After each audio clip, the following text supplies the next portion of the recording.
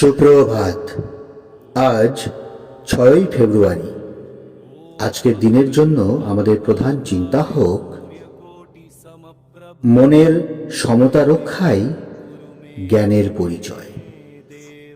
আজকের দিনের জন্য উপদেশ,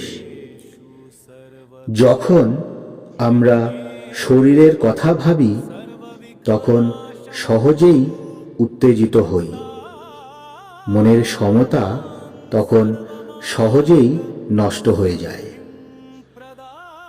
কিন্তু যখন আমরা আত্মভাবে উদ্বুদ্ধ হই তখন আমাদের স্থিরতা অক্ষুণ্ণ থাকে।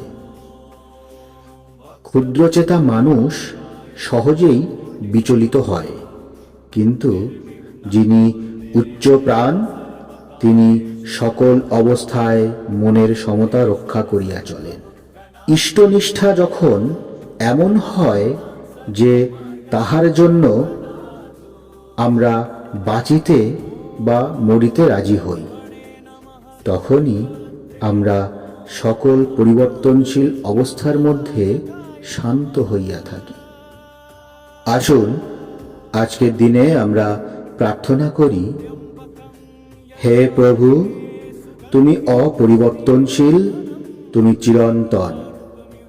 তোমার প্রতি এমন বিশ্বাস আমাকে দাও যেন আমি তাহার জোরে সকল বিঘ্ন আর সংগ্রামে জয়ী হইতে পারি এবং গভীর শান্তি ও প্রশান্ত ভাব লাভ করি। প্রভু, তুমি আমার সহায় হও, যেন আমি সকল ভয় ভাবনাকে ঝাড়িয়া ফেলিতে পারি। তুমি যে নিয়ত কাছে থাকিয়া রক্ষা করিতেছ, এই অনুভূতি লাভ করিয়া যেন আমি শান্ত হইয়া থাকি। প্রণাম। জয়তু শ্রীরামকৃষ্ণ।